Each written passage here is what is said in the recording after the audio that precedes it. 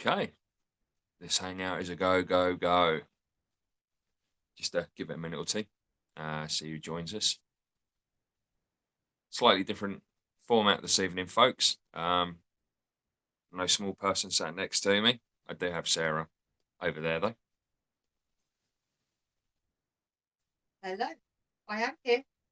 You were doing educated stuff. I was actually looking. We've actually got two people in the chat room. Have we?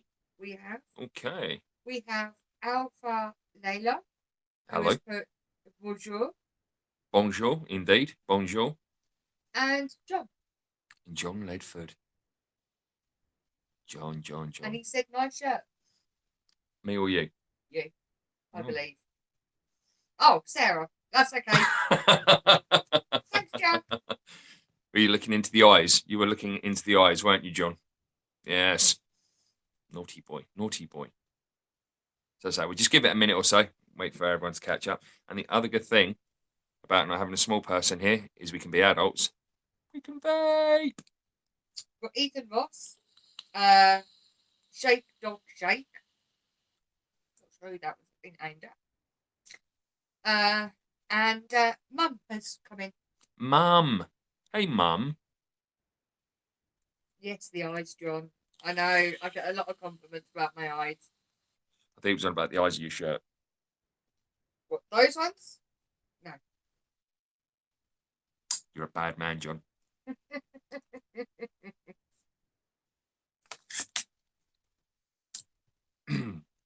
Right, I can't see any of the chat room this evening, so everything. Only I can. Yep, everything will be going through Sarah. Sorry, just watching Doug. Nibble. Nibble.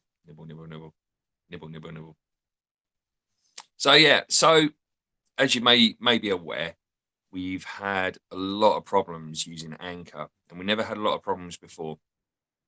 But on average, we were probably losing about half an hour's worth of audio every show. And it was starting to become quite a problem. The software just weren't responding to what we wanted to do. So when we had to kind of cut it, put the adverts in and things like that for our show sponsors, Shadows of Your Mind and Eric Stitt, it wasn't stopping. And we were having to force close the program every time, losing every segment that we'd already done.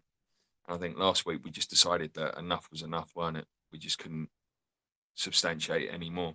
It just got to the point where it was just starting to really tick us off, and we'd do 2 whole segments and end up with nothing to show for it. Why am I looking at you? Because you're on my camera. Should I look at you like this? Should I look at you like this? It's all a bit confusing. You sat next to me and I've got you here. Where's Mika? Mum, this is mine and Jim's. This isn't anything for Mika. This is ours. Mika is upstairs in his bedroom and he's group chatting with all of his school friends on his mobile. Is the camera working, guys? Because at the moment I've got nothing on my screen to say that the camera is working. So I just want to make sure that you can see us both. Please tell her that it's working, otherwise she will sit next to me.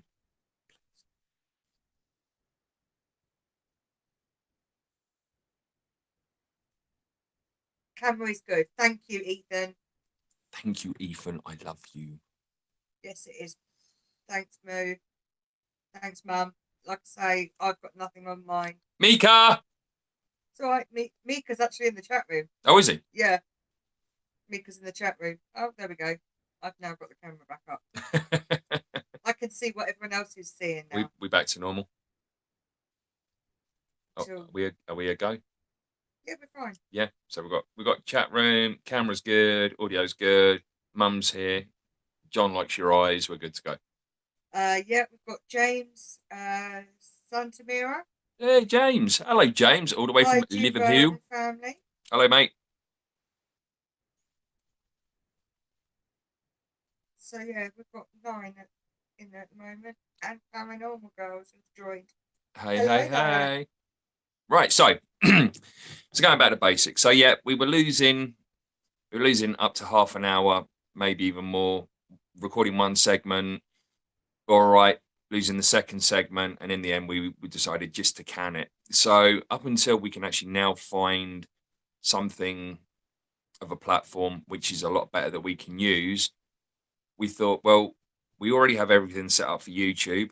We already have a YouTube channel, so it'd be daft if we don't do it this way. I think there's a general consensus. I mean, Mika's still a little bummed out that he's not part of it, but if you followed the audio podcast, you'll realize that a lot of it is very adult in nature. It is. The stories that he wouldn't understand, although the humour he would totally get. Yeah, I know.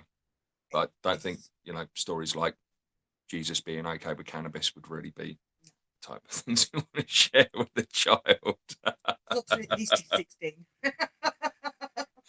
Yeah, absolutely.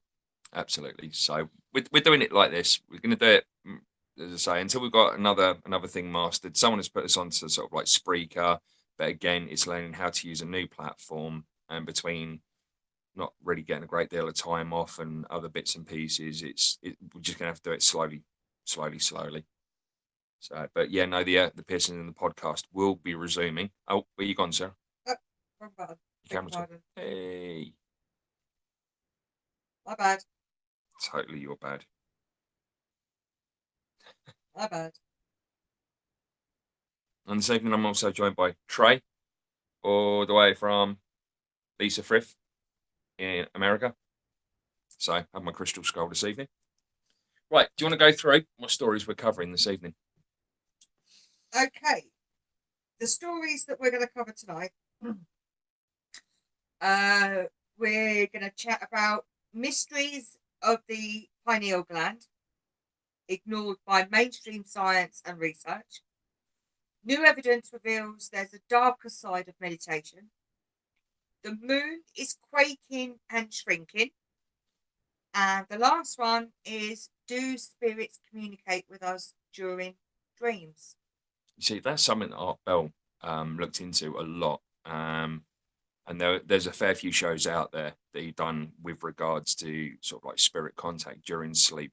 And I don't think it's impossible to think that it doesn't happen.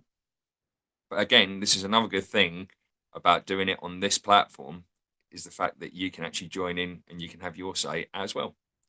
So, although we may have been good for your ear holes, we're also good for you to talk about and talk with. So, yeah, we get to have your bit. So, should we start with the first one? Yeah, you're the first one. Right, okay. So, the first story is from Nexus Feed. Sadly, I don't have an author, but it's mysteries of the pineal gland ignored by mainstream science and research. Now, if you're one of the new people, or you're not down exactly with the pineal gland, it's the gland that sits in the head, also known as the third eye. And it's quite an important part of the body, and it's been overlooked for many years. And again, a lot of people that are psychic, a lot of people that meditate, have cosmic experiences, it's all a result of the pineal gland or use of the pineal gland. But it's something that they don't really want you to know a great deal about. So anyway, there is an endocrine gland within our bodies that, when unimpeded, receives more blood flow per cubic volume than almost any other in the body, including the heart. It's been written about and masked in mask language or painted in art throughout the ages, and represented in a staggering number of ways for thousands of years.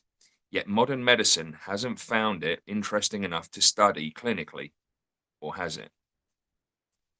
The pineal gland's true purpose is shrouded in mystery.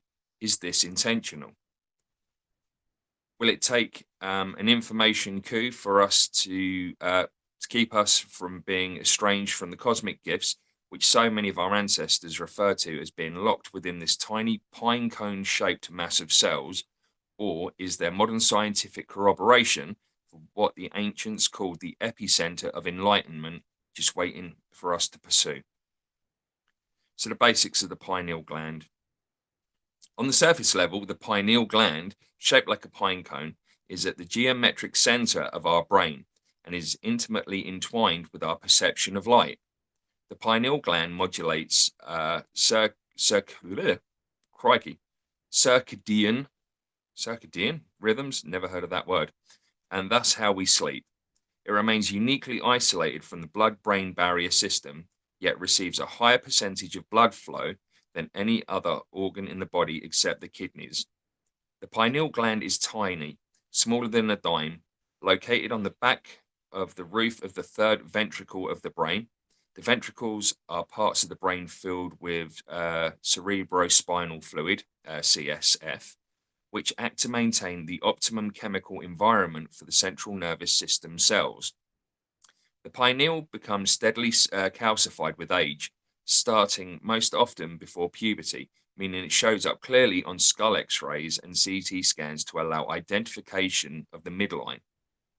It is worth mentioning here that sodium fluoride calcifies the pineal gland. British scientist Jennifer Luke published a study showing that fluoride deposits accumulate in the pineal gland and calcify it. Just as bones go through a process of calcification to harden, a good thing, necessary for our health and functioning, the pineal gland can become hardened through calcification, but to our greatest detriment. The reasons for which will be explained as you read further, or as I read further. Additionally, a 450-page review on fluoride toxicity published by the National Research Council in 2006 reported that fluoride produced a range of negative side effects, including decreased melatonin product and other effects on normal pineal function, which in turn could contribute to a variety of effects in humans. Just in case you're worried, I'm not reading all 450 pages because we don't quite frankly have that long. The pineal light and melatonin production. The light transducing ability of the pineal gland has led some to call the pineal the third eye. Oddly, the pineal contains rods and cones just like our eyes in order to process light, even though it's smack dab in the center of our dark brain. The gland is also responsible for creating and secreting melatonin. Melatonin communicates with our hormonal system about environmental light to the rest of the body and can entrain us to a certain biological rhythm, but there's more to melatonin than just regulating our sleep-wake cycles. The precursor to melatonin is serotonin, which is stored in large quantities by the pineal gland. Penal. Clearly got something on the mind. A hormone you may have heard of since it is keenly linked with feeling good. Without proper serotonin creation in the body, the result is depression and sometimes severe depression. Of the 40 million cells in our brains, serotonin interacts or communicates with almost all of them. Is the pineal responsible for spontaneous realization or psychedelic experience? On a spiritual level, people in hundreds of cultures throughout the world have credited the pineal gland's proper functioning with spontaneous spiritual experiences. Does it produce a psychedelic chemical or chemicals that allow us to exit into other dimensions or even enter and exit physical form? Does it allow an escape from this physical world in which we are currently held prisoner? What truly does this mysterious gland really do? The pineal gland forms in a human embryo at 49 days during gestation, which just happens to also be the amount of time it takes, according to Tibetan Buddhists, for a soul to reincarnate into their next physical body. Other historical as well as natural references to the pineal gland, and so many of them, would certainly pique the interest of any modern scientist studying the brain, the endocrine system, botany, or even human intelligence. But there seems to be a shrouding of the mysteries of the pineal gland for reasons which might become more obvious. The pine cone happens to be the evolutionary precursor to the flower, with the spine spiraling in perfect Fibonacci sequence, just like the sacred geometry of a rose, sunflower, or nautilus shell. The staff of Osiris from the Egyptian culture, dating back to approximately 1224 or 1224 BC, depicts two intertwining serpents rising up to meet at a pine cone. Hindu gods are carved, sculpted, or drawn holding a pine cone in an outstretched hand, and perhaps the most prominent god in this multi-theistic culture, Shiva, is often depicted with hair that looks like a pine cone on his head. Ancient Assyrian palace carvings dating back 713 716 BC depict four-winged godlike figures purposely holding pine cones up. Where have we got? The pineal gland is the only part of the brain that isn't bifurcated, and in Matthew 6:2 of the Christian Bible, it says, "The light of the body is the eye. If therefore your eye be single, your whole body shall be full of light." So, where do we stand with that? Where do we stand with the pineal gland? Because we know when you look on YouTube, and you look at a lot of resources that kind of love like meditation and things. I mean, the pineal gland is mentioned in so many of these videos. Again, by looking on YouTube and Googling and other bits and pieces, there are so many different videos as well of how to uncalcify the pineal gland. I mean, I don't know about you. I mean, I think there is something to it. I really, really do. And why? Why is there not? I mean, they've done other sort of like studies into other parts of the body that aren't required, aren't needed, aren't any. So why, if you have something, if you have something that you think is responsible for something or other, I mean, wouldn't you look at it? Oh, yeah. You know, if you want to know the whole human body, I mean, we've got it all mapped out. We know everything like that for sure. But why wouldn't you want to know everything? I mean, we're at a time and an age now where there's probably no part of the human body that we can't go into. I mean, we can But send. as we get older, the pineal gland calcifies. Yeah, but that's what I'm saying. If you go onto YouTube and you go onto like Google and places like that, there are so many sort of like how-to guides of how to uncalcify the pineal gland. Um, you know, whatever it is, I don't know. I've never really looked into it or anything, but it is certainly something since we kind of that'll be Dougie jumping up on the sofa. It's something that obviously when we were sort of like on the spiritual journey, when we kind of went down that road of meditation and other bits and pieces that we done on like a daily practice. It was something that came up time and time and time again that you will get a better meditation if you can help to uncalcify pineal gland. So, I mean, what did the chat room think? Anyone in the chat room? Yes, quite a few actually. Go for it. We've had Jeanette join us as well as Hey, T. Brandon. Hey, Brandon. Ethan said that fluoride is a neurotoxin. I don't know why you'd want it building up anywhere in your body, teeth or otherwise. Yeah, right on. He's also said the third eye chakra has two petals, and the calmness of the mind is prescribed to connect with the chakra, implying the transcendence of duality as well. Right.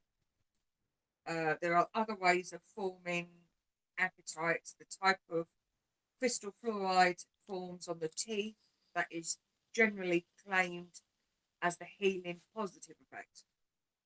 Okay. There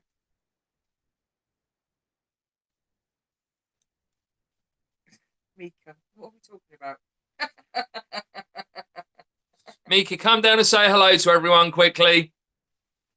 John said, right before I had a session with Polly Marie, my eyes had a thick discharge, and I was pretty sure it was my pineal gland cleaning itself, which is quite possible because they do say that once it starts cleaning, it's got to come out somewhere. Mm.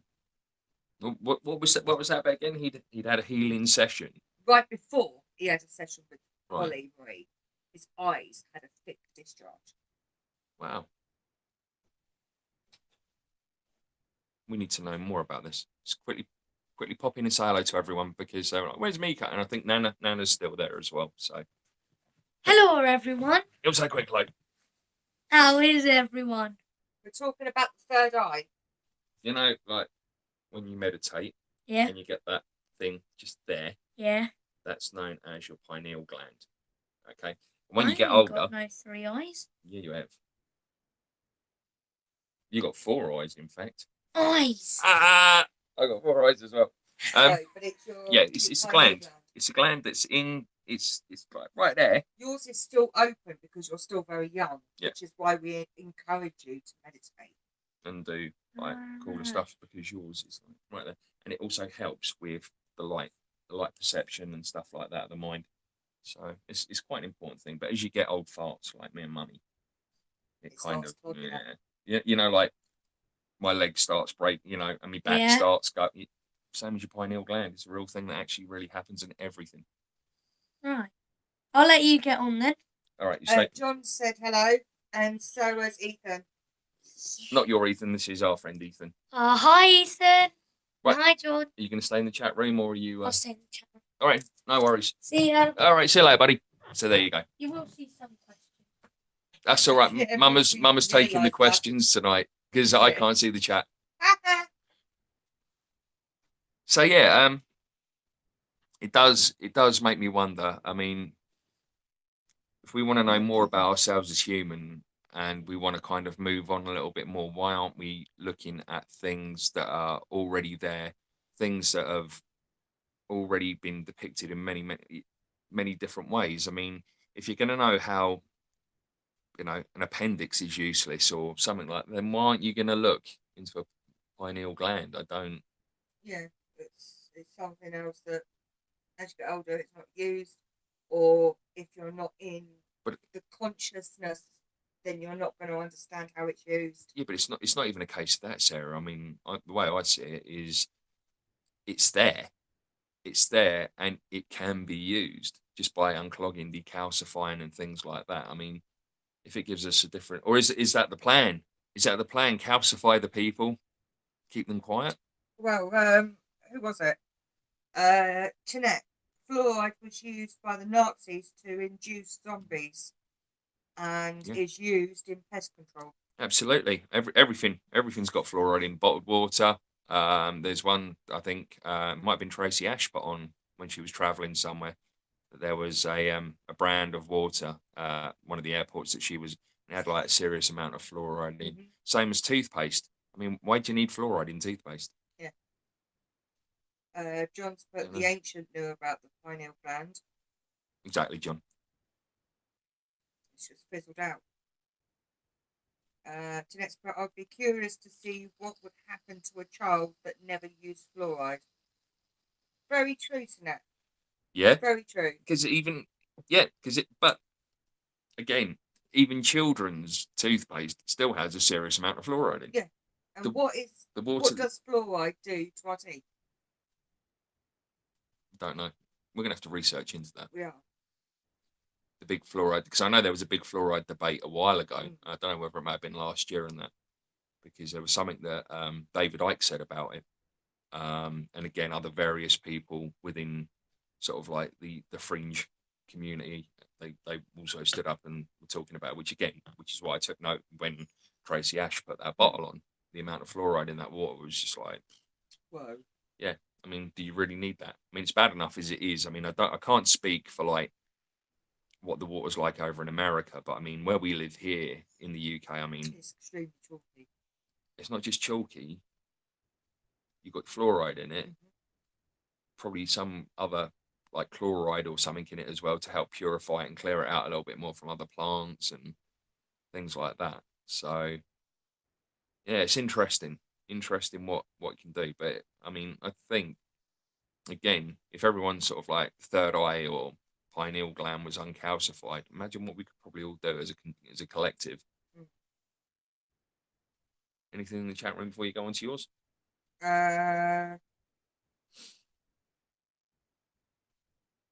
John said he's used a non-fluoride toothpaste. I've done for years. Tinette's put, surprisingly, Fred Meyer water seems to rank very well. And then John's put, so did Walmart, but I don't trust it now. Okay. So maybe James Santa Mira. Santamiro has Yep. put, I'm looking at how to vid on YouTube back soon. Yeah, get involved, James. As I say, there's loads of them out there, mate. There really is. James is a guy that I work with, Oh, right, so he's harmless. So any moderators, don't kick James out. He's lovely. okay. Unless he's naughty. Oh, we got moderator. Oh yeah, we have. We've got T. T's moderator, isn't she? And John, got 2 moderators in there. Cool. Right. So what are you going with, Sarah? John!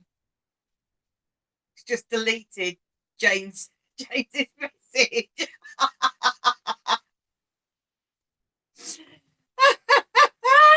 You pillock. We giveth the wrench, and we can taketh the wrench. I didn't mean to do that. My phone fell. Yeah, I use that excuse a lot. Yeah, true that. Oh, John. You just deleted your first message. You don't get any bonuses though, mate. No. Right, do you need me told? No, it's okay. Okay, so this one is new evidence reveals there can be a darker side to meditation. Abuse of power. So funny. And this is from Science Alert. And the author is David Neild. And it was put on, is it the 14th today? That's it. 2 days 16th. ago. So this was put on the 14th. Tuesday. So when you think of meditation, you might think about highs of relaxation and calmness. But that's not always the case. A new study finds that up to a quarter of regular meditators have had bad experiences with the practice. Anxiety, fear, and an altered sense of reality were some of the examples of negative meditation experiences researchers cited to 1,232 regular meditators and 315 participants, which was 25.6%, said they identified with them. But the team behind the study says the aim is not to give meditation a bad name, just to highlight some of the ways it can occasionally go wrong and work out ways to keep meditation a positive experience in the future. These findings point to an importance of widening the public and scientific understanding of meditation beyond that of the health promoting technique, says lead researcher Marco Schlosser from University College, London in the UK. Very little is known about why, when, and how such meditation-related difficulties can occur. More research is now needed to understand the nature of these experiences. When are unpleasant experiences important elements of meditative development, and when they are merely negative effects is to be avoided? Everyone interviewed for the study had at least 2 months previous meditation experience and were asked if they had ever had a particularly unpleasant moment while they'd been in a meditation session. The researchers found that female survey respondents and those with religious beliefs are less likely to have a negative meditation experience. On the flip side, those who have attended a meditation retreat, those with higher levels of negative thinking, and those who have only practiced deconstructive types of meditation are more likely to have a negative experience. Most research on meditation has focused on its benefits. However, the range of meditative experiences studied by scientists needs to be expanded, says Schlosser. It is important at this point not to draw a premature conclusion about the potential negative effects of meditation. It's worth considering the new study in the context of other meditation research. Scientists have previously found that meditation can boost the immune system, reduce stress levels, and even make us more aware of our unconscious mind. There is a lot of positives, even by some negatives, are also experienced by some people. The study authors note they don't ask participants in detail about their bad experiences, and also didn't take into account existing mental health problems. Future studies could go into more depth into those areas, the researchers say, deepening our understanding of how meditation sometimes doesn't have the intended effect. If experts can understand more about these potential problems, then we might be able to avoid them in the future. The research could also inform related health practices as well, like therapy and counselling, and make them more suited to individuals. Longitudinal. You got it. You got it. You got it right. I've got it right. Studies will help to learn when, for whom, and under what circumstances these unpleasant experiences arise, and whether they can have long-term effects, says Sosser. This future research could inform clinical guidelines, mindfulness manuals, and meditation teacher training. And the research has been published in the PLOS 1, so PLOS 1. Is there a link to that? No, there isn't. Right. Before we crack on with that one, is there anyone in the chat room that's had a negative meditation experience? Have you ever had one? I can't say that I have. And I mean, you've done meditation at really bad times when you was like in hospital.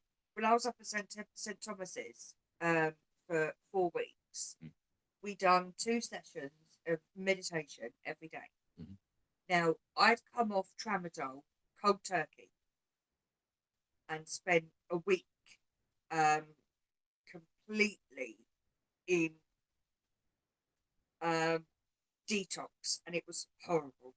I have never ever felt so bad in my entire life. I mean, it felt like my bones were shaking, but they also hurt at the same time. So yeah, that was a very dark time for me. But even so, in those times, and having that side of depression as well, because it was such a dark time, even then I didn't have a bad experience with meditation. I mean, I can go into a very deep meditative state, which is almost like sleep for me. But then I come out of it as soon as the meditation is over. Yeah. But I go so deep that it is like I'm sleeping, but I snap out of it very quickly. I must admit, I mean, like it's got to a point now where, like for me, I can switch off anywhere, and I can just get in that zone straight away, and I'm there. And I've never, I can honestly say that I've never had a bad experience while meditating. If anything, everything's been probably more euphoric. That's probably a pretty fair one. I mean, you've seen me meditate, you know me meditate, and you've seen me come around from meditation. I don't think I've ever had anything bad. Anything from the guys? Yeah, there's actually been quite a bit actually. Yeah. I can find the thing to go up a bit. There we go. I definitely think we need to look Never at heard numbers. of hang on a second now. Oh, there we go. Brandon's been meditating since he was 11. Ethan. Hey, Brandon. He's gonna have to listen to it again. Brandon's been on several retreats. His friend has just invited him to his DMT house. Very nice. That sounds, yeah. John said he'd never heard of negative effects. Brandon said that Michael Collin has a negative experience, and so did Graham Hancock.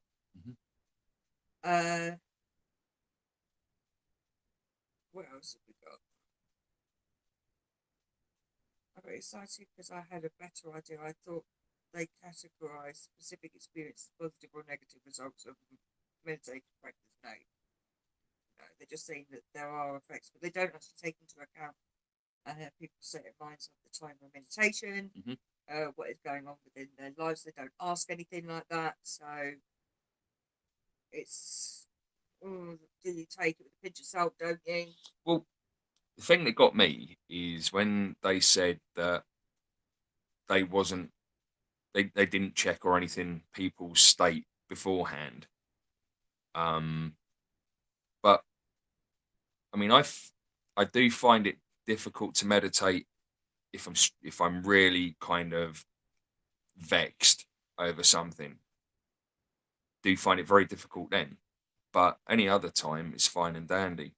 But again, where it said they weren't like psychologically profiled or whatever it was within that context. That was interesting to Yeah. me because Brandon said the meditation should never be negative, which is yeah, but it also depends on the mind state as well. that's it. Ethan's put that he's been shown negative parts of himself, but like with a psychedelic trip, there's usually a lesson to be learned. Yeah. John said meditation helped him when he got off meth. Mhm. Ethan says people don't understand how to use their brains. It's a relaxing organ, not a stressing one. It's very true. Yeah. I mean, like John, I can sort of relate to where you're coming from there because meditation helped me when I was coming off of the weed, and I'd been a user for many, many, many, many, many years. So yeah, I can relate to that, and I would have thought that there would have been something probably negative during that time, and there weren't. There weren't nothing to say. All mine have been pretty euphoric or just brilliant. So Yeah, okay. very good. I mean, Yeah. I've always enjoyed. You see, if you were listening to the podcast now, we'd normally do the advert section. So sadly, we can't run that because we don't have them to run here. So all we will say is please, please, please check out the Art of Eric Stitt, and please, double please, check out the hard work of our friend Dave at Shadows of Your Mind magazine, because we can't run those adverts, and we like those adverts. We were doing the adverts for them in their podcast. Absolutely, But absolutely. So yeah, please check out Eric Stitt, the Art of Eric Stitt, and also Shadows of Your Mind magazine, please. Right, so okay, that's your the next one, yeah, interesting. See, there's been a lot about this going on. Right, so this is from Astro Watch, and this was also from Tuesday. Sadly, again, let's have a look down the bottom. There isn't a journalist to credit for this one. So, again, from Astro Watch. In 2010, an analysis of imagery from NASA's Lunar Reconnaissance Orbiter, LRO, found that the moon shriveled like a raisin and its interior cooled, leaving behind thousands of cliffs called thrust faults on the moon's surface. Now, a new analysis suggests that the moon may still be shrinking and actively producing moonquakes along these thrust faults. A team of researchers, including Nicholas Schmer, that's a cool name, Schmer, an assistant professor of geology at the University of Maryland, designed a new algorithm and reanalyzed seismic data from instruments, seismometers, placed by NASA's Apollo missions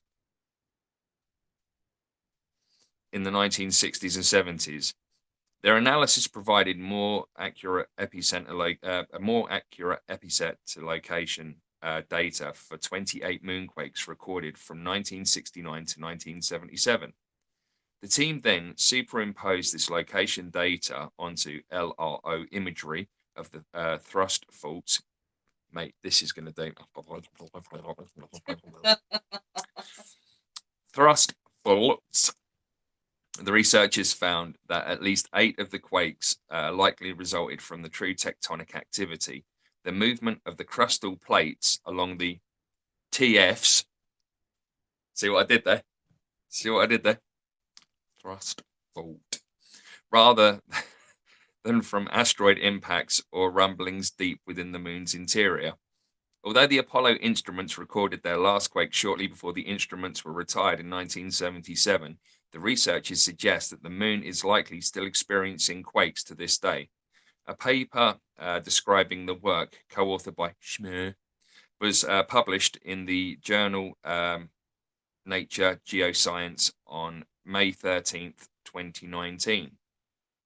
We found that a number of quakes recorded in the Apollo data happened very close to the faults seen in the LRO imagery, Schmer said, noting that the LRO imagery also shows physical evidence of geologically recent fault movement, such as landslides and tumbled boulders. It's quite likely that the faults are still active today. You don't often get to see active tectonics anywhere but Earth, so it's very exciting to think these faults may still be producing moonquakes. During the Apollo missions, astronauts placed a number of different instruments on the moon surface during the Apollo 11, 12, 14, 15, and 16 missions. The Apollo 11 seismometers operated for 3 weeks, but the 4 remaining instruments recorded 28 shallow moonquakes, the type produced by tectonic faults. That's an easier one to say. I should stick with that. From 1969 to 1977. On Earth, the quakes would have ranged in magnitude from about 2 to 5 on the Richter scale. Using the revised location estimates from their new algorithm, the researchers found that the epicenter of 8 of those 28 shallow quakes were within 19 miles of faults visible in the LRO images. This was close enough for the team to conclude that the faults likely caused the quakes. Schmer led the effort to produce shake maps derived from models that predict where the strongest shaking should occur, given the size of the thrust faults. Thank you. If Mum's watching, I know she's so proud. The researchers also found that 6 of the 8 quakes happened when the moon was at or near its apogee, the point in the moon's orbit when it's farthest from Earth. This is where additional tidal stress from Earth's gravity causes a peak in the total stress on the moon's crust, making slippage along the thrust faults more likely. We think it's very likely that these 8 quakes were produced by faults slipping as stress built up when the lunar crust was compressed by the global contraction and tidal forces, indicating that the Apollo seismometers recorded the shrinking moon and the moon is still tectonically active, said Thomas Waters, lead author of the research paper and senior scientist of the Center of Earth and Planetary Studies, the Smithsonian Institution in Washington. Much as a grape wrinkles as it dries to become a raisin, the moon also wrinkles and its interior cools and shrinks. Unlike the flexible skin on the grape, however, the moon's crust is brittle, causing it to break as the interior shrinks. This breakage results in thrust faults, done it again, where one section of crust is pushed up over an adjacent section. These faults resemble small stair-shaped cliffs or scarps when seen from lunar surface. Each is roughly tens of yards high and few miles long. That's quite some distance, isn't it? The LRO has imaged more than 3,500 fault scarps on the moon since it began operation in 2009. Some of these images show landslides or boulders at the bottom of relatively bright patches on the slopes of fault scarps or nearby terrain, because weathering gradually darkens material on the lunar surface. Brighter areas indicate regions that are freshly exposed by an event such as a moonquake. Other LRO fault images show fresh tracks from boulder falls, suggesting that quakes sent these boulders rolling down the cliff slopes. Such tracks would be erased relatively quickly in terms of geologic time by the constant rain of micrometeoroid impacts on the moon. With nearly a decade of LRO imagery already available and more on the way in the coming years, the team would like to compare pictures of specific fault regions from different times to look for fresh evidence of recent moonquakes. For me, these findings emphasize that we need to go back to the moon, Schmer said. We learned a lot from the Apollo missions, but they really only scratched the surface. With a larger network of modern seismometers, we could make huge strides in our understanding of the moon's geology. This provides some very promising low-hanging fruit for science on a future mission to the moon. This release is adapted from text provided by NASA's Goddard Space Flight Center. The research paper, Shallow Seismic Activity and Young Thrust Faults on the Moon. Yeah. Thomas Waters, Rene Weber, Jeffrey Collins, Ian Howley, Nicholas Schmer, and Catherine Johnson was published in the journal Natural Geoscience on May 13, 2009, if you want to go and read it for yourselves.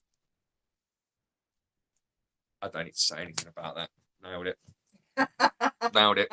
I love that guy's name. Schmer. Schmer. Good God. So, yeah. So there's more to Thrust fault. Thrust fault. Oh. Yep. He moves his lips when he reads. He does. Who does? You. No, I don't. That was John. I don't move. Nothing moves. Does it?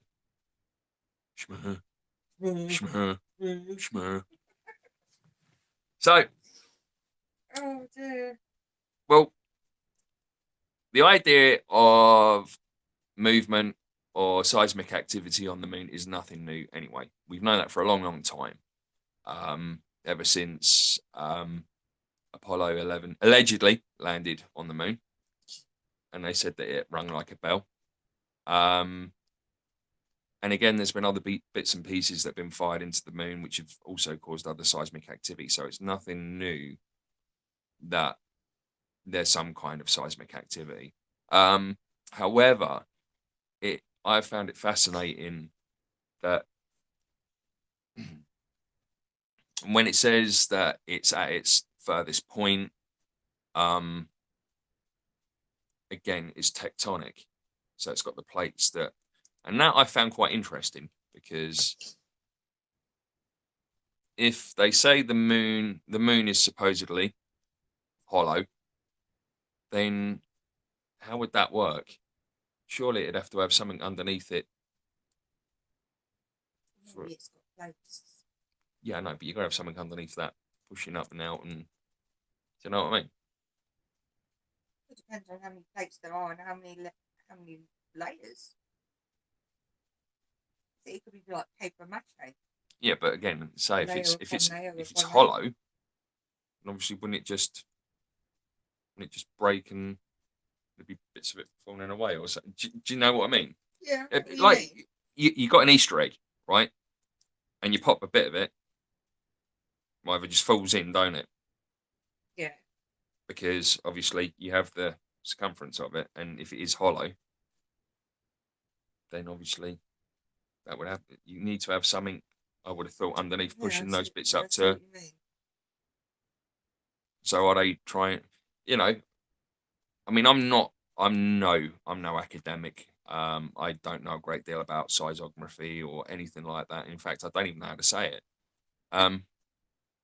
But again, I would have thought there would have been something there. So for it to shrink as well, The shrinking is again, strange. that's it. Because if something's hollow, does it shrink if it's hollow? Well, there you go. You know, I mean, you've got a balloon. Yeah, okay. It's hollow on the inside, but it's going to shrink because of the air getting out of it. Yeah. So So why is it shrinking, the moon shrinking, if there's no atmosphere? well, that's it. I mean, well, I'm trying to think about it logically. Any thoughts or theories in the chat room would be most appreciated right now because like all three of my brain cells are at full pelt.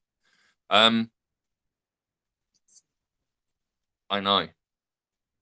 If you sometimes if you just stay quiet enough, you can almost hear my brilliance. It's a true thing. Leave my dong out of this, please. So yeah, I mean, are they trying to let us know in a roundabout way that it's hollow, or are they trying to make us think that it's not hollow? I don't know. I'm confused by that, but it's interesting that it's shrinking Very interesting. for I mean, something. yeah, we know it's going to be cranking. Yeah. But shrinking is strange. For something that's allegedly an artificial satellite. Yeah. So I mean, I was talking about this at work the other day. Artificial at all. Right. Talking about this at work the other day, and did you know nearly everyone I spoke to had no idea that they only see one part of the moon. All they ever see is like the same face of the moon the whole time, like maximum of 51% of the moon. Seriously. A lot of people did not know that. When we was all sat and we was talking, yeah, it was like not a great deal of people that they thought. Obviously, we all kind of done that, and yeah. So that was a bit of a shocker. I bet. Yeah. So what, we got anything coming through? Oh, What happened then? that's up your nose. John's asked, can you see the evidence through a telescope? Well, Sorry, that was annoying me. well, I'd imagine there'd be some kind of evidence. Otherwise, it wouldn't have been. We probably have to download and look at the paper. I'll try and make that my mission after the show. I'll try and find it and link it because I want to know as well. Because I mean, look for a telescope. You're not exactly going to have like a ruler with you and be like, right, okay, today it's 8 centimeters across. Oh, 7 3/4. Oh, it's back to 8 centimeters across today. I can't imagine doing something like that. There must be something else. Surely one of the telescopes have actually got some kind of measurement equipment on it to be able to know like how big Jupiter is, or how big the moon is, or the circumference of it, or the diameter, or something like that. They must have some kind of measurement tool. Measurement tool. And I'm not saying just flop it out and to see how. I know that's how your mind works. sorry, some tool.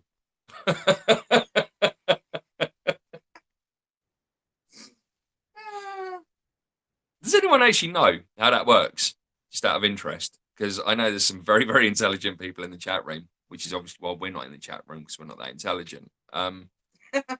Michelle's just joined us. Michelle Embry. Hello, Michelle.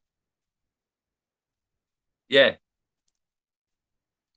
John's just put a good point. If it is shrinking, it has to be hollow, because otherwise there is mass going.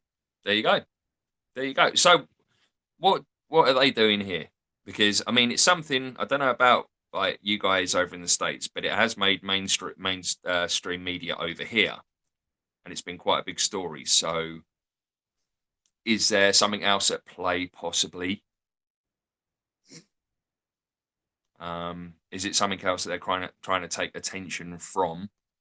But I mean, it's quite a big one. You think about it, it's quite a big one. Any ideas? I'm Ethan's just put, I've been studying astrology for years and none of it makes any damn sense. Yeah, I'm with you. I get that. Mika, we know you're smart. Because we made you smart, sweetheart. That's why. Yes, we made you that way. And these people in our chat room that you talk with on a regular basis, they also made you smart. So that was parenting done right on mine and mummy's part. So there you go. Yes, don't you forget. It's a good job we haven't sworn, isn't it? We don't swear often. True that. I wouldn't answer that, Mika. There'll be a ban in place if you do. Yeah, you like your Xbox, so let's keep it that way, okay, mate? Oh, but yeah, no, be interesting to know. Thanks, guys. Mika. Yeah, being interesting to know how they measure sort of like the size of these planets, etc. Or is it to a point sort of like guesswork? I don't know. Hang on a minute. Let me have a... Are you multitasking? Are you googling? Are you googling? You're googling. And googling while we're on air. To measure the moon. Let's see if you can do a CW Chanter style screen share.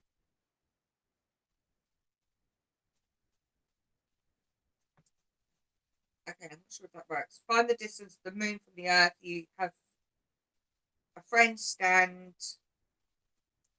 You and a friend stand 3,200 kilometers apart, and each take a picture of the moon at exactly the same time. Then compare your images. The moon will be in a different spot, but the background stars will be the same. No, that's not. I wanted to know how to measure the moon, not the distance. How anyone can measure the distance? I don't want the distance. The size of a planet. The size of a planet. Ah.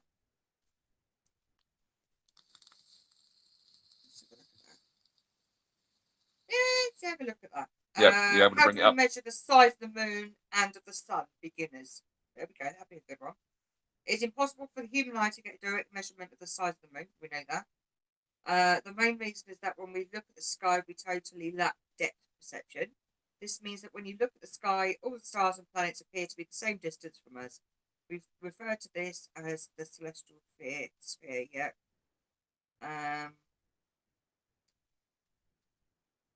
So the only way we can measure is we look at the sky at angular sizes and angular distances. If you divide the whole celestial sphere into 360 degrees, just as you would do for a circle, you can talk about the angular size of objects or the angular distance. So it's all about. Basically, no one's got a bloody clue. So it's all about the angle of the dangle. It looks that way. Yeah, baby. That's right. So we've got nothing exact there for how to measure the size of a planet. Not really. No. Really? I'm quite surprised at that. Well, yeah, absolutely. Yeah, we'll have to look into that a bit more, I think. Okay, that's cool. But that's again. Can we prove the moon isn't hollow? That's controversial. Very controversial. Gravitational field of the moon would be unaffected by the radial distribution of mass within the moon if the lunar mass were spherically symmetric. But that's what John was just saying, wasn't it? Yeah. No. For example, had the moon been replaced with a point object of identical mass, the same gravitational field would occur at distance greater than the 1,700 kilometers lunar radius. See, that was just words. That was just words. It was just words.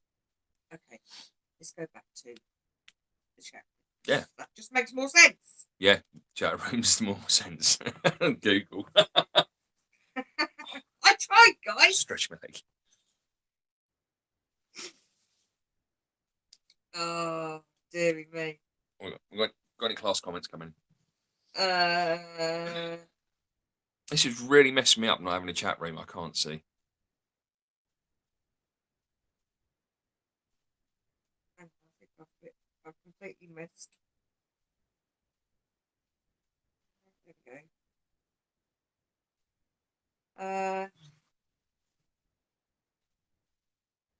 So, right, here we go. There we go. I'm back with you now. Mika, yeah, we know you're smart. Yep, well done, Mika. We already know that, darling. Mika was in the top 1% smart, yeah? Yeah.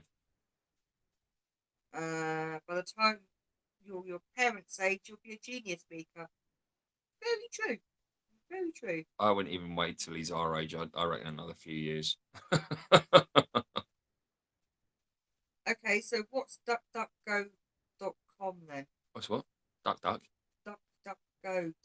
I don't know what that is, Ethan. Ethan. It's not one of those things where like you get Rick rolled, is it? You go to it and then like Rick Astley starts playing, and that's known as being Rick rolled. No. Has he been flagged? Why has he been flagged? Who's flagged Ethan?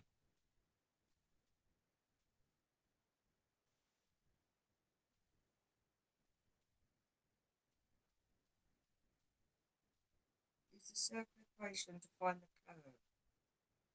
Do something better with math, like calculate how much it takes to. Let's Google it. What would be exciting about the moon prints? Okay. So,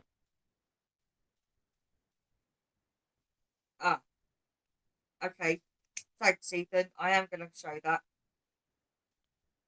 DuckDuckGo is a search engine okay. that doesn't track you. All right. Okay. Cool. That's why Google flagged it. Right. Ethan, please play Rick Astley. No. Rick rolled. That's all right because we know John's a little bit trigger happy this it's a evening, web browser. so we just had to double check on that one, Ethan. Yeah, that's all right. Are we able to get that on screen share? What? Duck, duck, duck, duck. No, because it flaggers. Really? It's a search engine. Okay. Right. So is that all we've got? It is on that at the moment. Right. Okay. So do you want to hit with the last story? Okay, with the last one, we're going to go with: do spirits communicate with us during dreams? See, And this is from nexusnewsfeed.com.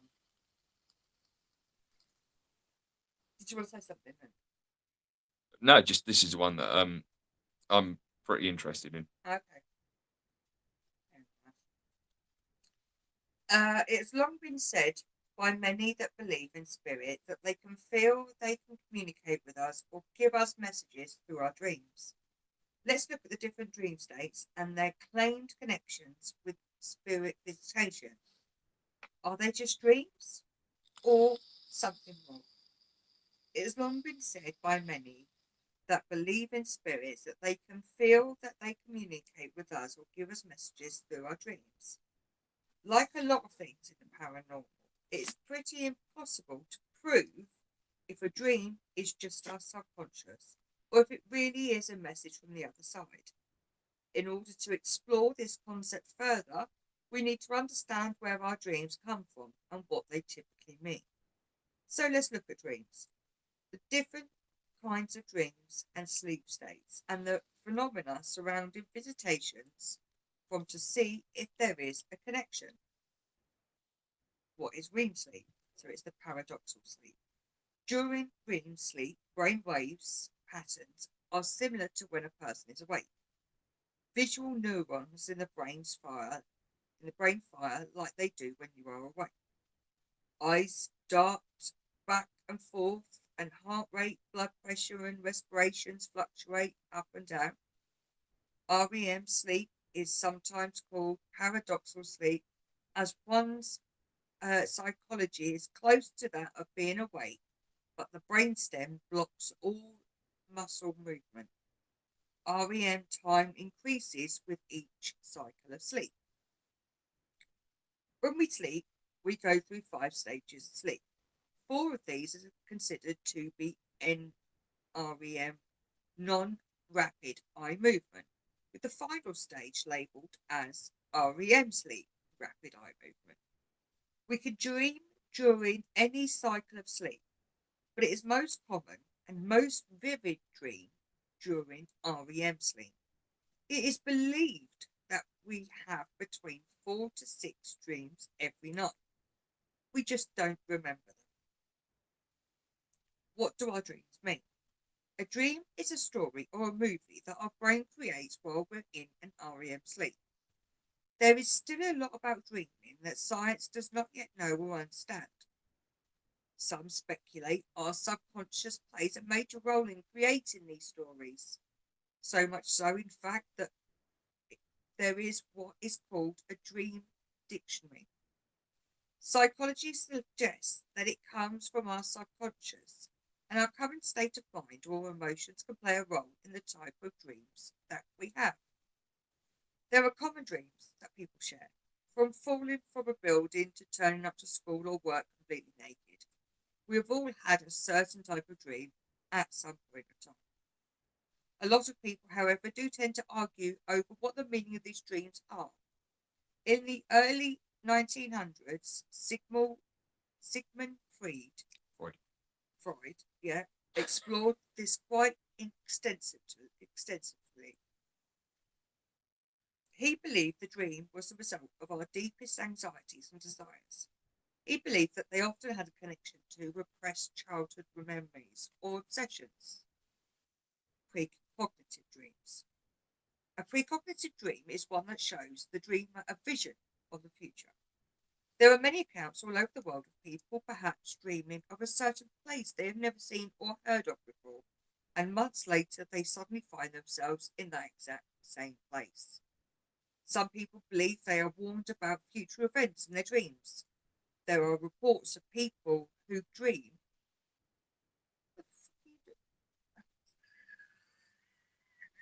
It's how I'm seeing you 2 minutes later on here, and all I see was a flash of something. Thought that messed you right up. It's Carry on. fine. Oh, well, Psych! I'm like... Oh, dear, sorry about that. Some people believe they are warned about future events in their dreams. There are reports of people, for example, who dream of natural disasters days before they occur. Other form of precognitive dream is considered to be a sign that you are on the right path. Some take it as a message from spirit or spirit guides. Some consider it just a coincidence. When the event itself happens and you experience it in waking life, you have a sense of deja vu because everything is familiar.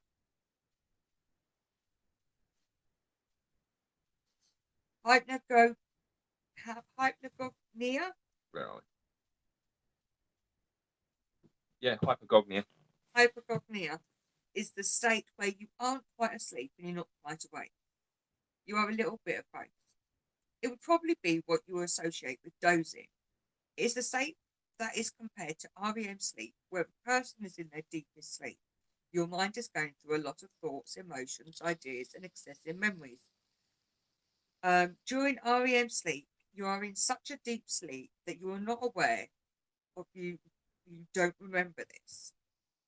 When you're in a Gognia. sleep, You're welcome.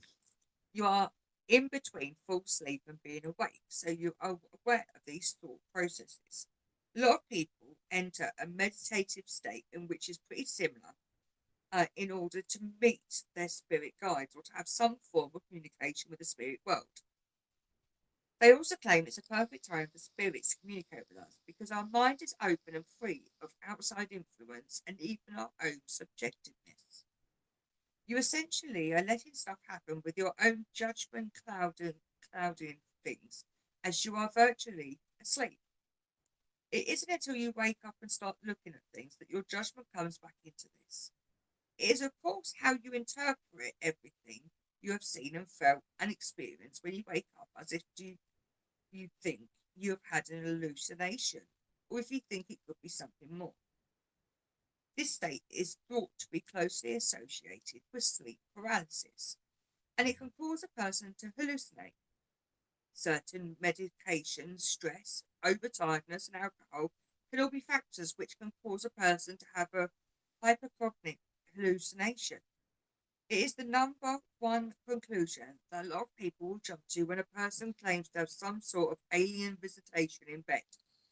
While there is a scientific explanation here, does this explain all occurrences? So lucid dreaming.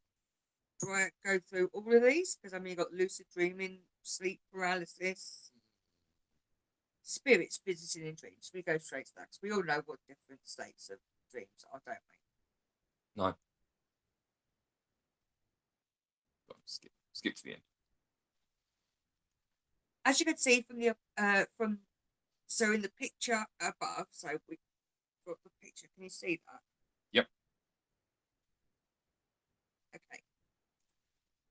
So as you can see from that picture, there are potentially different ways, or more specifically, different dream states in which we can be in that could potentially open a door for a spirit communication.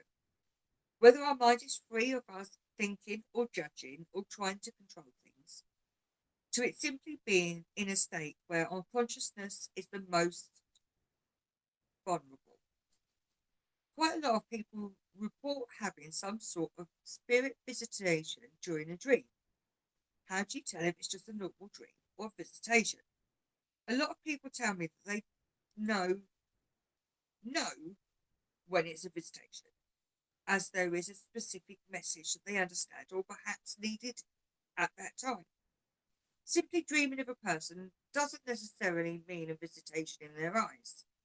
I've also been told that when you wake with the feeling of love and comfort after a dream, it is a visitation as you are feeling the energy of your loved ones. I've also been told that they very often surrounded with a glowing light indicating that they are using divine light to communicate with us. I have an experience in this sense, so in this case I'm going by what people have told me through their own experiences. It could also be argued, particularly by someone like Freud. Sorry. Schmoon. That a dream could just be some sort of way of dealing with the grief or loss of a loved one.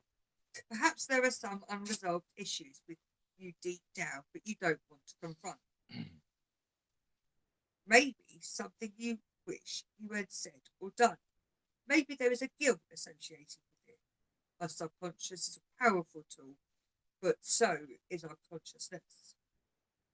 Now, when I look at different ways that we can dream, there are a common denominator, our consciousness.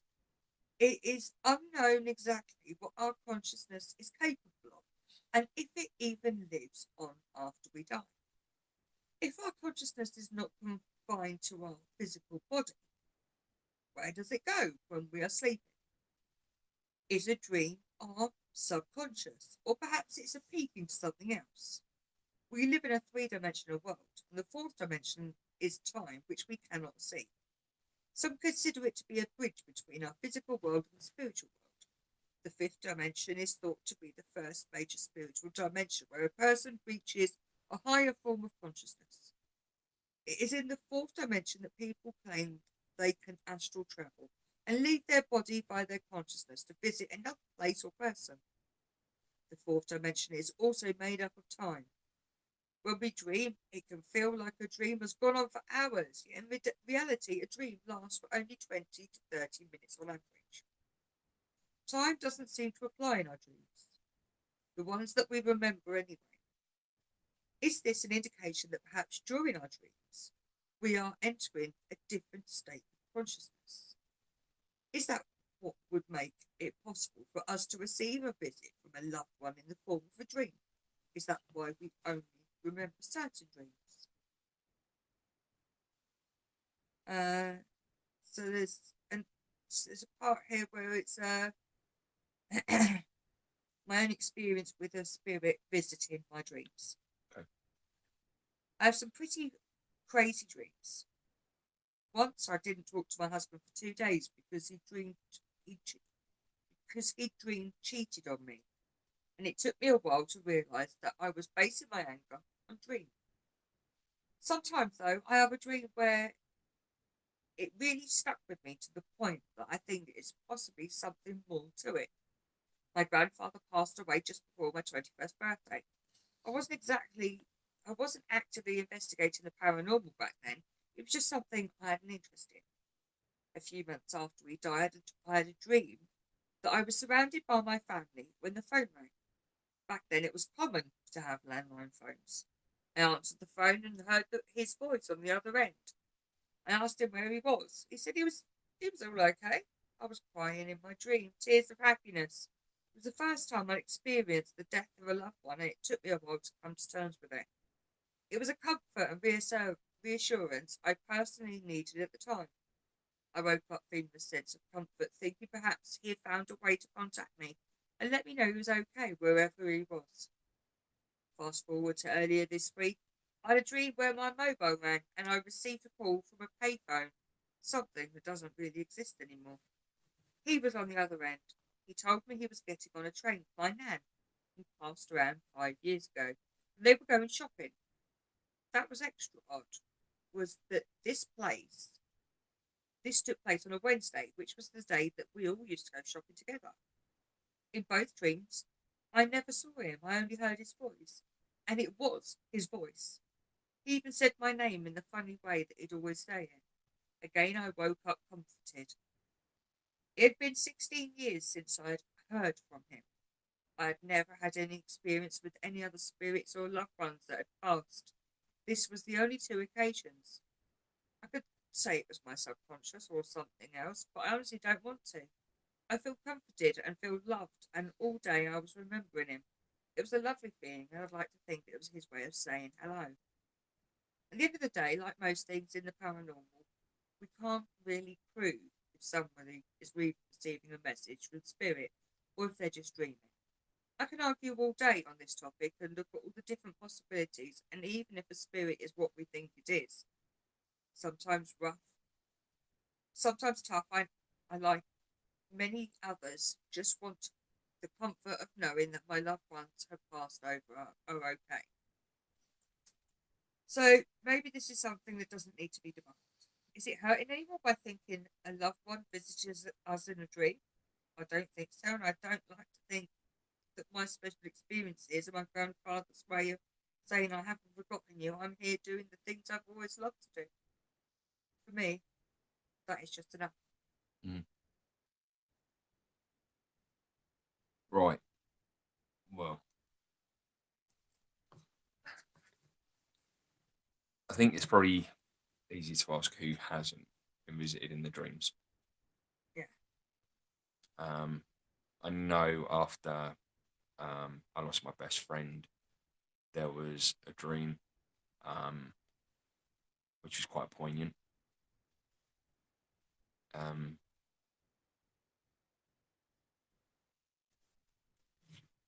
Whether or not it was a visitation, whether or not it was my own subconscious, I don't know. Again, but other various family members I've lost, there's been dreams.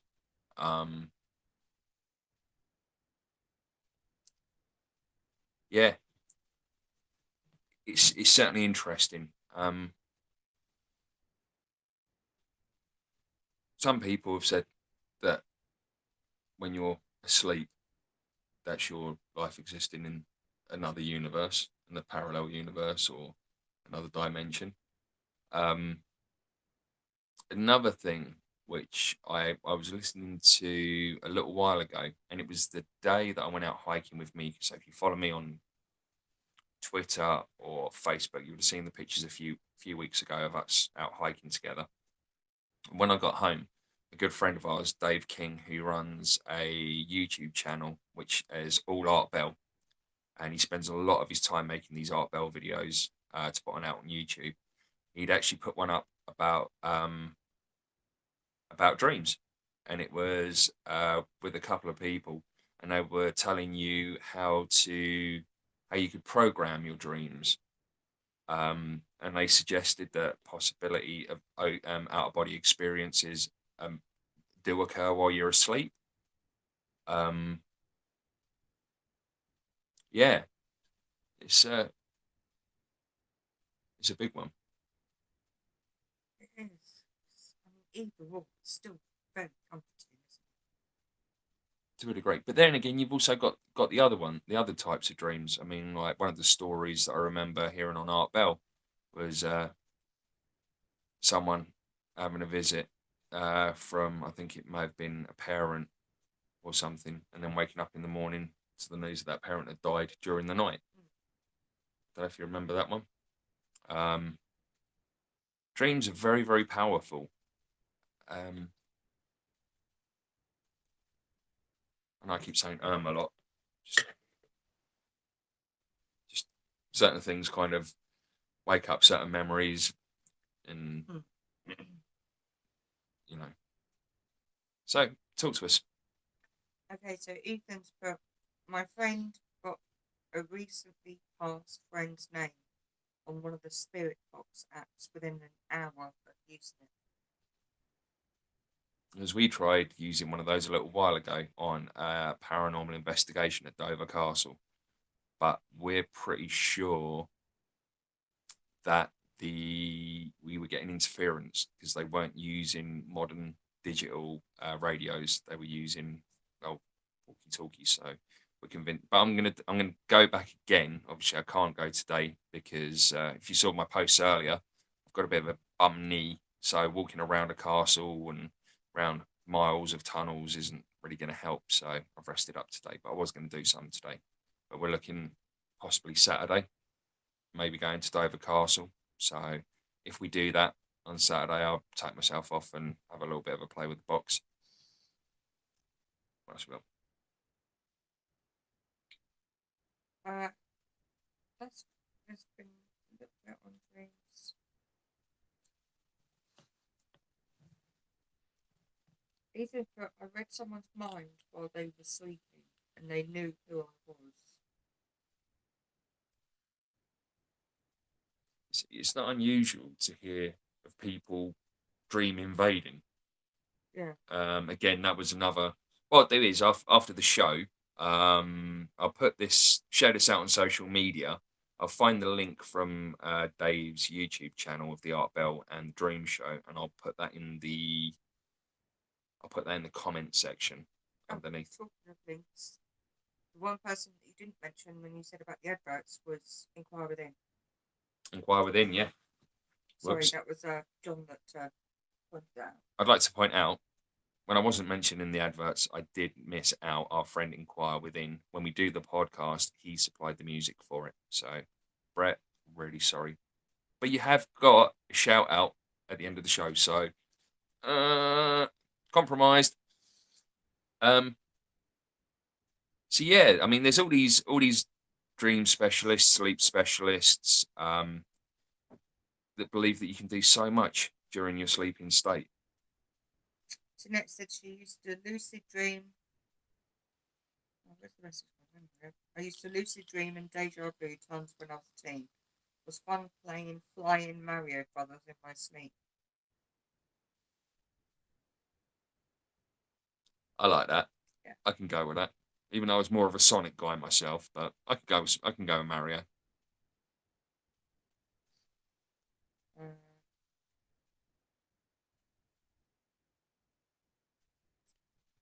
You got anything on dreams you want to mention?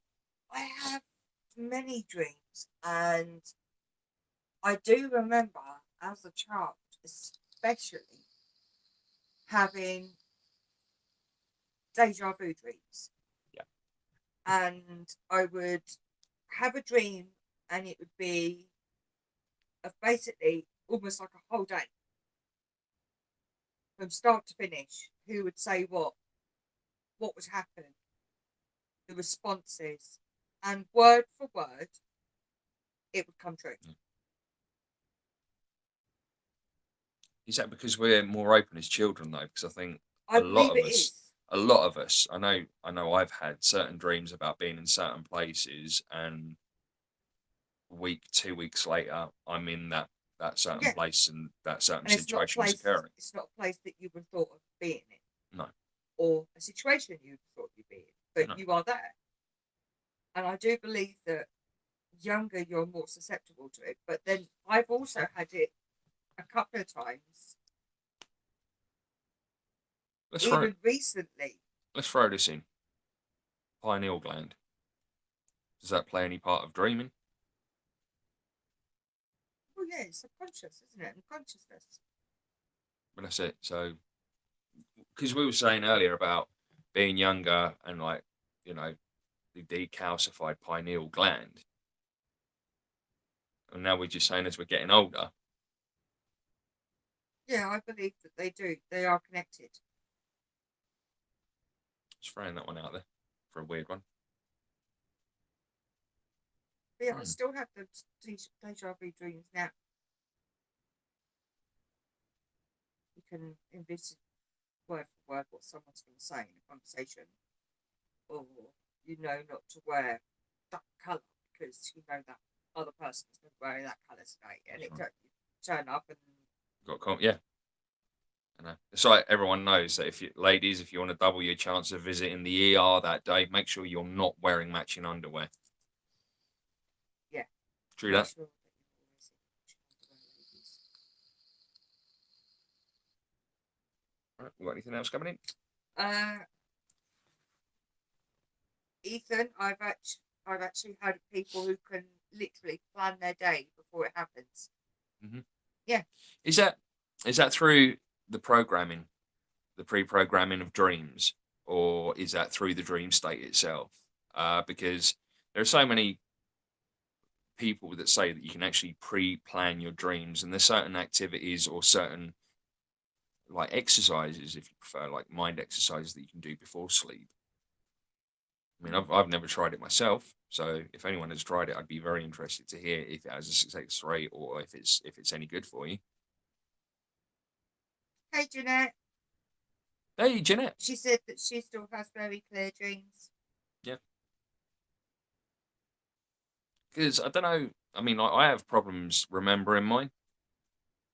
Some, yes. Others, Yeah. I remember every detail of them.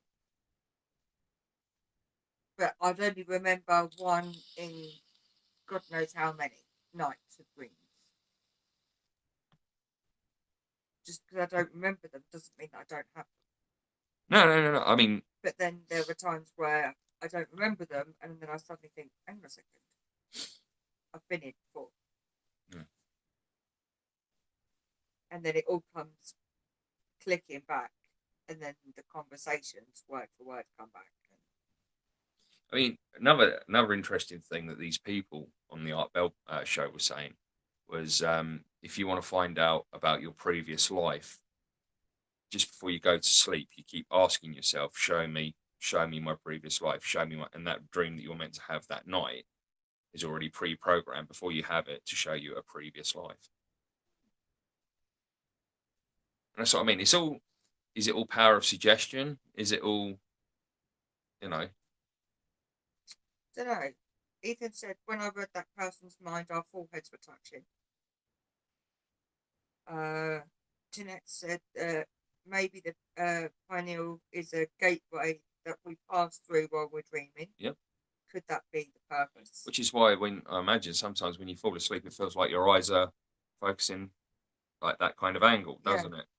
You have that kind of, and you get that kind of light coming, and it's always from that direction. So I mean, like sometimes when I'm trying to fall asleep, if I can't fall asleep, you know you're suffering from sort of like repetitive eye movement and that, but yet you always kind of see that white glow there that you want to try and get to, which is pineal gland territory, isn't it?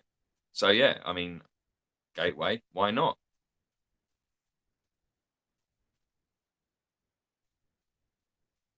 So is that it? Any questions for us? Any questions for us, folks, before we wrap it up? But I think it was more meditation related in that case I heard about.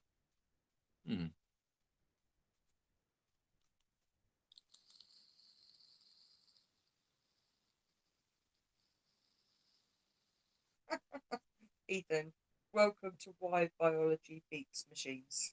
Yeah.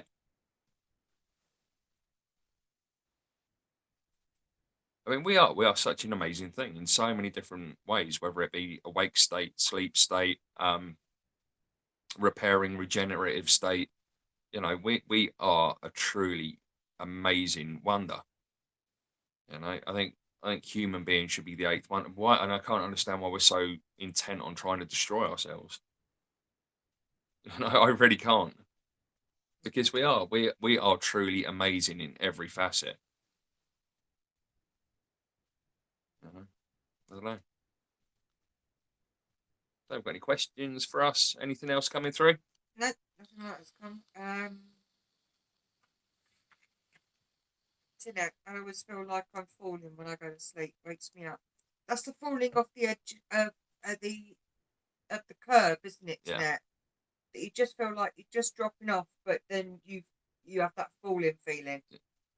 And they say that if you actually hit the bottom, You wake up dead. you don't wake up because you don't. Same thing. No. Yeah.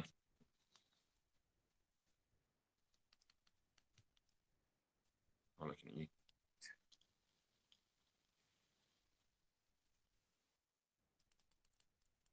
John has one. Thoughts on Isaac Cappy? Right. I'm aware of Isaac Cappy. I know some of what he's done. I don't. This is my own personal view. I don't believe he was suicided. I believe that he'd gone too far. He'd probably done too much. As for the thing that he'd done, I'm still open-minded on that. His last video was very, very difficult to watch. I couldn't make it to the end because it started to have a bit of a profound effect on me. So from what I saw of it, from what I heard, yeah.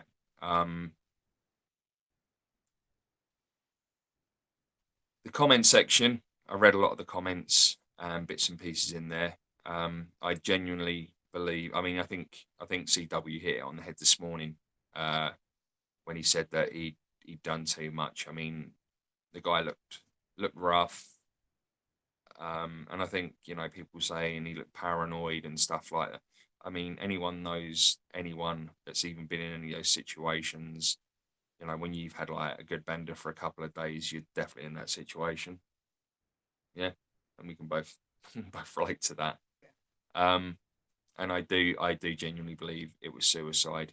But obviously, because he was involved in conspiracy theories and things like that, there will always be a conspiracy theory surrounding the conspiracy theorist. So I believe it was a natural suicide. Either way, it's still a loss of a human being, and that we should always be very, very sorry for. And I hope that by doing what he's done, he finds peace and, you know, his character and everything is restored back to normal. I genuinely do, because, you know, at the end of the day, we're all human. We all make mistakes. I mean, Christ. I mean,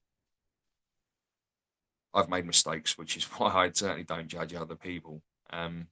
So yeah, I hope he finds peace for eternity, and we can move on from it. It's a sad loss, for sure. Yeah. Anything else? Only for the same thing. You tend to like the drug money. I don't know. I don't even mean anything bad about the guy. It's part of the addiction situation. Yeah, absolutely. It's heartbreaking. Tried to figure out what he did, couldn't find anything. He doxed people in queue, from what I found, but not sure. Yeah. And a brutal way to go. Yeah, absolutely. I genuinely don't believe he was murdered. I don't believe that he was suicided. I do believe it was a natural suicide. I mean, I'm sure in the next few weeks, you know, all will out, as it always does. But yeah, as I say, I really hope that he finds peace now. And that's it. So yeah, pretty good with that. We're not doing a bit on Stanton Friedman tonight, because we're going to do it on Saturday instead, because our show that we're doing Saturday night, we don't have a guest.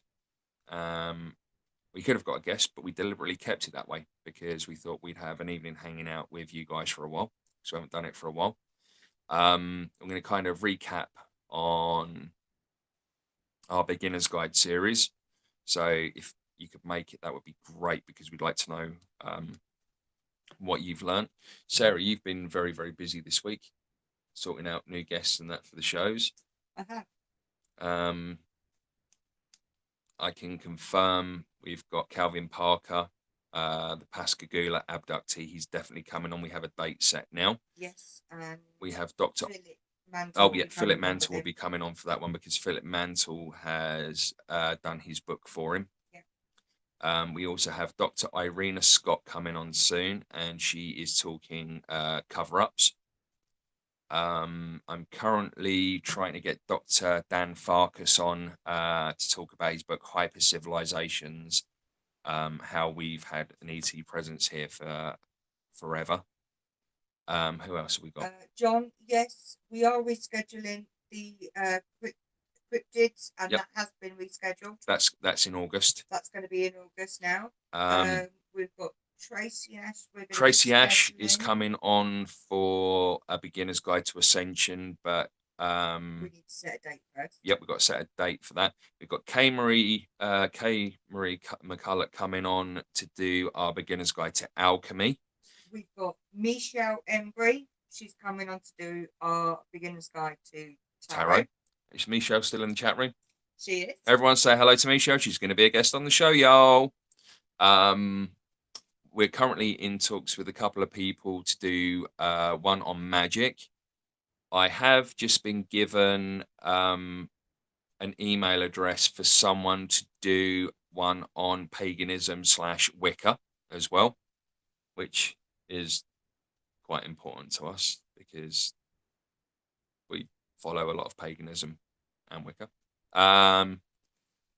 Who knows? Maybe Mika might pick up a hint or two on that one. Oh, hang on a second. Do you do that? Yes, we do. So yeah, we've got a lot of good stuff coming up. There was someone else as well. I can't think who. I'm currently talking with Bruce Fenton as well, who's also an author. John, pagan guy in the chat. Oh wait, that's me. That's us. And John. Yeah. Who else have we got? There is someone else, and I can't think. Next week we've got Alan Steinfeld doing our beginner's guide to remote viewing, and Alan Steinfeld has trained or done sessions under Russell Targ, who set up the remote viewing program for the CIA through SRI with Dr. Hal Putoff. So we have got some amazing guests coming on. Yeah. One or two. That we've now got bookings right up till August. We've still got a few spaces. So we are looking for different types of guests. If there's any people that we're still looking for an Egyptologist. Egyptologist. One I'm Egyptologist. in talks with 2 different people. Well, I've messaged 2 different people, but unfortunately they've seen my messages but haven't replied yet. So we're still looking for an Egyptologist. Unfortunately, we're too small to have Dr. Robert Shock on. Yeah. John's just do a shamanic guide, beginner's guide with Holly Moy. Never heard of her. Never heard of her. It's certainly one to. Yeah, no, we'll put that one. We've got no. Bear with us a second, John. We'll get that one written down for you, mate. Because the cryptid one was a request from Stacey. You got it all there. I've got something to write on. I just need something to write with. I'm halfway there. There's a pen right there. I'll use that one for now. Yeah, you're right with that one. That's a left-handed one. It's the left-handed one, but I'll use it right-handed. I'll be fine. Skills. Right, so shamanic one. Yeah. Holly Marie would obviously be first choice for that. Okay. What else you got for us then, guys? What else do you want to see? Anything else that you'd like to know a beginner's guide on, or whether you know something in the community, but you'd like to know a little bit more, or maybe we don't mind a cult. We don't mind a cult. We don't mind fringe. We don't mind metaphysical. We don't mind paranormal. Anything and everything goes. Anything and everything. Within reason. As long as it's within the fringe. Yep. Don't want any normal stuff, guys. Not normal. No. Far from normal. Very far from normal. So, yes, we're trying to find other people. I mean, this was only meant to be a month, but it's turning out 4 weeks. It's turning out we've now done loads. 6 weeks. And we've still got another 6 weeks booked at least. With just beginner's guides. So we are mixing it up. We're not just doing beginner's guide. We Is it Irina Scott? Dr. Irina Scott, yeah. She's not doing a beginner's guide. She's actually coming on to talk about her book, isn't she? Coming on to talk, but I'm pretty sure we might be able to tap her up to do some beginner's guides on cover-ups, because Yeah. a lot of her stuff is cover-ups for like Edwards Air Force Base, Roswell, Area 51, other bits and pieces. Her book is available through Flying Disc Press. I get it. That's the publishing house owned by Philip Mansell. Sasquatch hunting. No idea who'd be good for that. I don't know. I think Andy McGrath, that we've got coming on for cryptids, has done something on that. I know before. he's done that in this country. Yeah. We could always ask him. He's the one we've got coming on for cryptids. Yep. Well, I know he's pretty busy at the moment, so maybe. And he's actually been ill, which is why he had to cancel with us.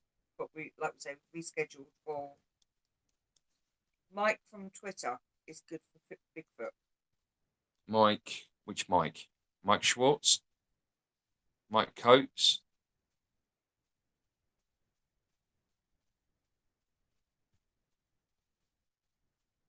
Don't know. Have we got a surname there, Lisa? We've got Lisa with us as well. Lisa Howard. Oh, I thought it was Lisa Freeth. Freeth.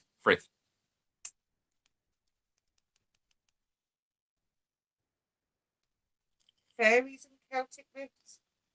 There's one we haven't covered. Get it in. So where I belong to various pagan sites on Facebook, I can always throw something in there to see if anyone can recommend anything or anyone.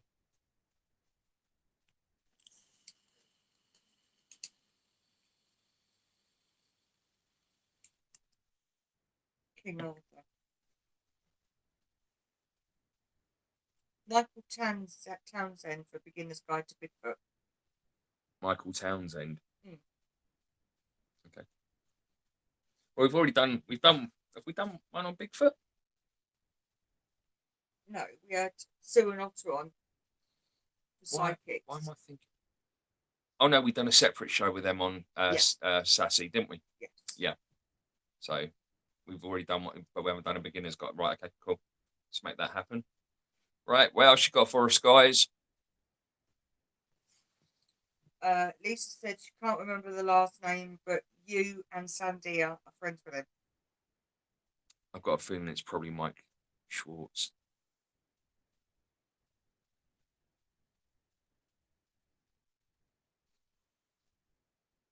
Or Mike Psychic Coates. Bob is a Wicca pagan. Psychic Bob. Right, John, is that John? No, that's Ethan. Ethan? Okay. Because I know Saroth was going to look at certain people from, even though he's not overly pagan Wicca, but he was going to have a look and see if he knew anyone as well. So any names that you've got for us, or if you've got any links, please send them to us by all means. You've got me on Facebook, haven't you, Ethan?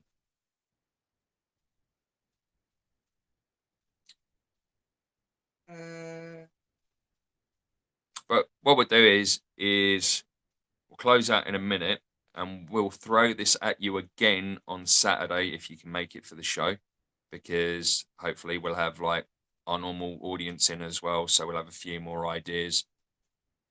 Yeah. Because we are also planning on a beginner's guide to chanting as well. Yeah. And we'll be having a certain gentleman in by the name of C.W. Chanter for that one, but we've got to just arrange that with him. So is there anything else from you at the moment? John's put, if you want Norse paganism, he's your guy. Norse paganism. Yeah, anything, absolutely anything. So that'd be something. But John, would you actually come on camera? John will do it for us. John. Don't say that and go all quiet on us, John.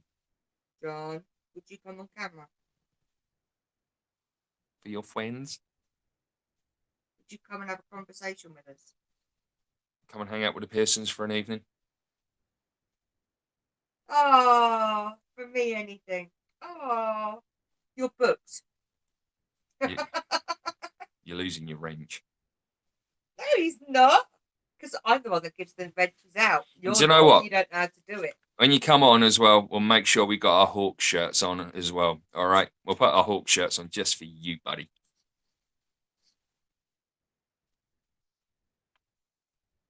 I'll be tapping you up for a date. You know that. For the show. Not to go out and have chicken wings. I'm on to you, man. I see everything, John. You've got a wrench already, John.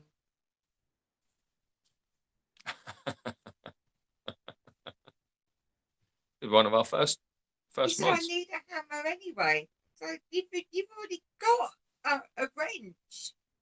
You're in blue. Thor hammer.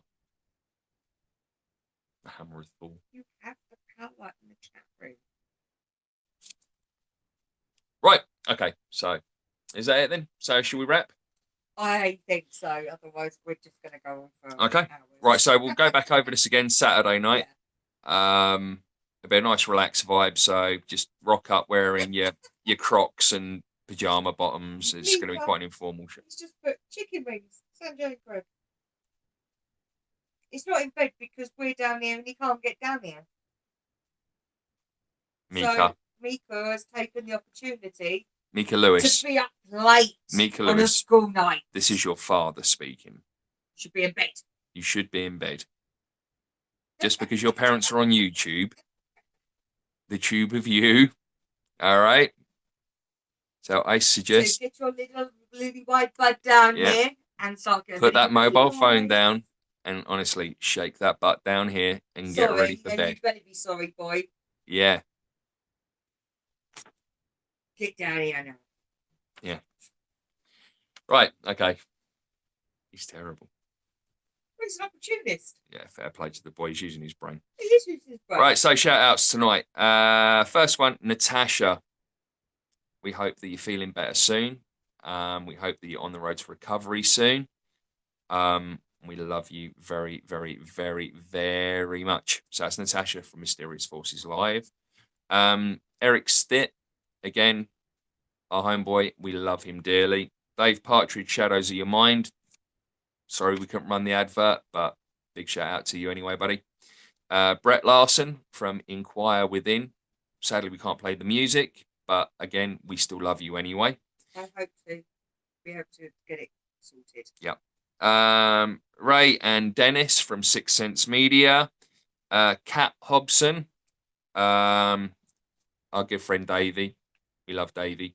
Davey very, very, very, very, very, very, very, very much. Chill on Sunday, weren't we? Yeah, we had a great time on the chill. Only went to go on for a couple of hours, and the show lasted nearly 6 hours. My throat was knackered the next day.